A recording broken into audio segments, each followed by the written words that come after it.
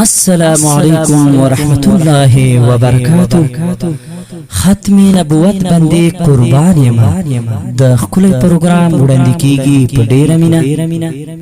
د کاشف سټوډیو له طرفه په خبرګو اوازونو که هر یو ډیر محترم